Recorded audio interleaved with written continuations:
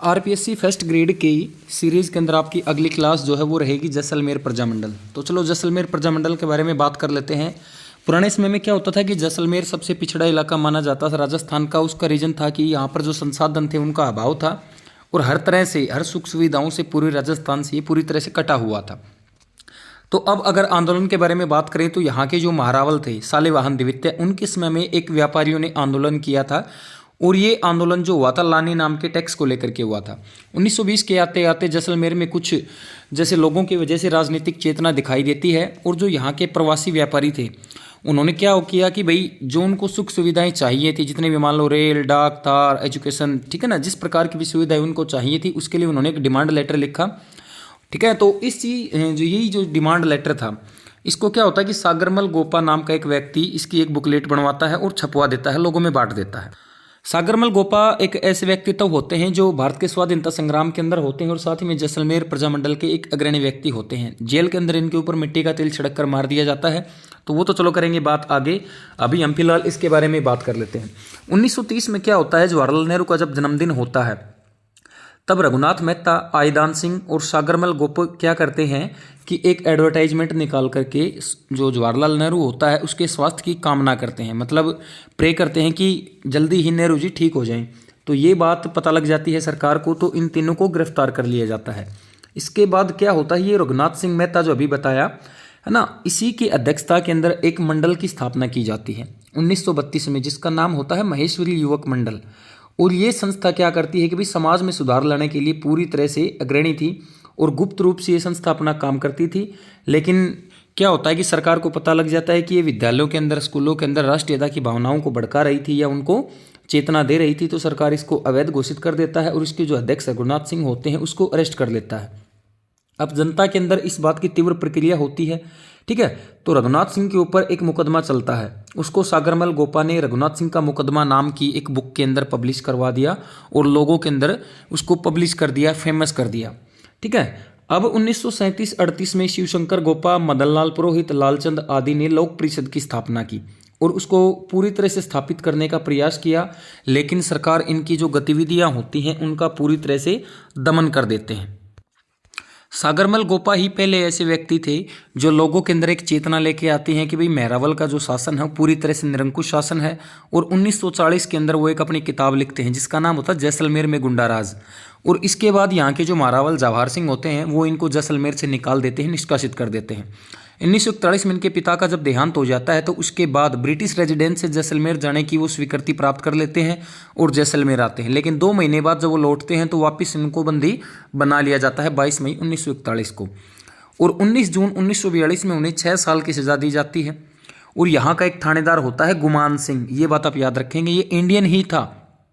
इसने क्या किया कि भाई ये जो सागरमल गोपा है उसको बहुत ही ज़्यादा यातनाएं जेल के अंदर दी। और इस पर जो सागरमल गोपा है वो जयनारायण व्यास व शेख अब्दुल्ला को एक लेटर लिखते हैं और इस लेटर से वो जेल के अंदर हो रही एक्टिविटी और बाहर हो रही एक्टिविटी से अवगत रहते हैं और अवगत करवाते हैं। और इस पर वे तथा जयनारायण व्यास व अब्दुल्ला जो होता है शेख अब्दुल्ला, इसको इस संबंध में पॉलिटिकल एजेंट को एक लेटर लिखते हैं जिसके बारे में वो सारी चीज़ें डिटेल से उनको बताते हैं। 5 अप्रैल 1946 को पॉलिटिकल एजेंट जो होता है वो जैसलमेर जाने का कार्यक्रम बनाता है। वो जैसलमेर जाने का कार्यक्रम इसलिए बनाता है, वह सागरमल गोपा से मिलने आता है और वहाँ के हालात पूछने के लिए आता है और बाहर की भी एक्टिविटी उसको बताने के लिए आता है, क्योंकि सागरमल गोपा लोगों के अंदर बहुत ही एक्टिव था। वो इनको मनाने के लिए आते हैं और हालचाल पूछने के लिए आते हैं। लेकिन इससे पहले क्या होता है कि 2 दिन पहले 3 अप्रैल को उनके ऊपर मिट्टी का तेल डालकर जला दिया जाता है और अगले दिन उनकी मृत्यु हो जाती है, जैसा पहले बताया था। अब सरकार क्या करती है, गोपाल स्वरूप पाठक नाम के एक आदमी को जांच अधिकारी यानी इन्वेस्टिगेशन ऑफिसर नियुक्त करती है, ठीक है। लेकिन जांच में क्या होता है, जांच वही होनी होती है जो पहले के प्रजामंडल आंदोलन में होता है कि भाई जितने भी कमीशन बनाए गए थे उसने जांच तो की परंतु उसका कुछ हुआ नहीं। इसके भी अंदर क्या होता है कि उसको सुसाइड की जो होती है ना वो नाम दे देते हैं कि भाई गोपा ने क्या किया था, सुसाइड किया था। अब क्या होता है कि जवाहरलाल नेहरू अब क्या करते हैं, जयनारायण व्यास को नियुक्त करते हैं कि भाई जो जेल में हुई मौत जो सागरमल गोपा की होती है ना उसके लिए आप इसकी जांच करें। उसके बाद 15 दिसंबर 1945 को मीठालाल व्यास के द्वारा जोधपुर में जैसलमेर प्रजामंडल की स्थापना की गई थी। ये आपका बहुत मेन पॉइंट है। इससे पहले प्रजामंडल आंदोलन की शुरुआत 1920 में शुरू हो गई थी, यानी 1920 में स्टार्ट हुआ था। 1932 में महेश्वरी युवक मंडल बना उसके बाद 1937-38 के अंदर ये जो किशन शिवशंकर गोपा थे, मदनलाल पुरोहित थे, लालचंद आदि थे, इन्होंने लोक परिषद की स्थापना का प्रयास किया, परंतु सरकार ने उसको दबा दिया। ठीक है ना। ये 3-4 टाइम की एक्टिविटी होती है, लेकिन पूरी तरह से 15 दिसंबर 1945 को क्या किया भाई, प्रजामंडल आंदोलन की स्थापना की गई जैसलमेर वाड़े की। इसको फेल करने के लिए सामंती तत्व कौन, जो सरकार द्वारा जमींदार घोषित किए गए थे, सामंत थे और सरदार थे, उनके द्वारा इसके पैरेलल में जैसलमेर राज्य लोक परिषद का गठन किया गया, ताकि लोगों का ध्यान जैसलमेर राज्य लोक परिषद की तरफ हो जाए और प्रजामंडल आंदोलन पूरी तरह से फेल हो जाए। ठीक है। और यहाँ के जो महरावल होते हैं वो क्या करते हैं, जोधपुर के साथ जैसलमेर को भी पाकिस्तान में मिलाने के लिए मोहम्मद अली जिन्ना से बात करते हैं 15 अगस्त 1947 को, आज़ादी के दिन। परंतु इस पर बात नहीं बनती है, प्रजामंडल आंदोलन अभी तक था, उसके प्रयासों से ये काम नहीं हो पाया।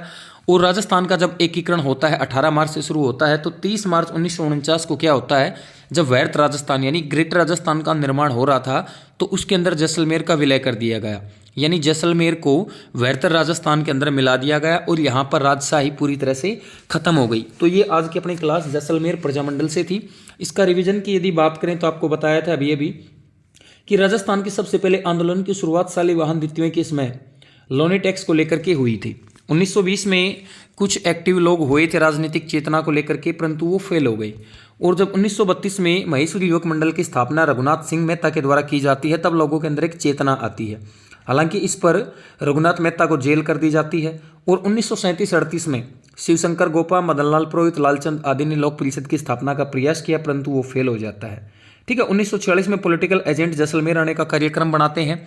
क्यों बनाते हैं, ये सागरमल गोपा से मिलना चाहते हैं, परंतु 2 दिन पहले ही सागरमल गोपा को क्या कर दिया जाता है, जेल में मिट्टी का तेल डालकर मार दिया जाता है। और जेल में सागरमल गोपा को यातना देने वाला एक थानेदार था जिसका नाम था गुमान सिंह। तो ये सारी चीज़ें इससे रिलेटेड थी। 2 छोटी छोटी बातें और भी होती हैं कि भाई जो जेल में हत्या होती है सागरमल गोपा की, उसकी जांच के लिए गोपाल स्वरूप पाठक को नियुक्त किया जाता है, वो इसको आत्महत्या करार देते हैं। इसके बाद नेहरू जी क्या करते हैं, जयनारायण व्यास को नियुक्त करते हैं, उस पर भी कुछ नहीं हो पाता है। तो ये आज की अपनी राजस्थान की जैसलमेर प्रजामंडल की क्लास थी। बने रहिए और क्लास को अच्छे से देखिए।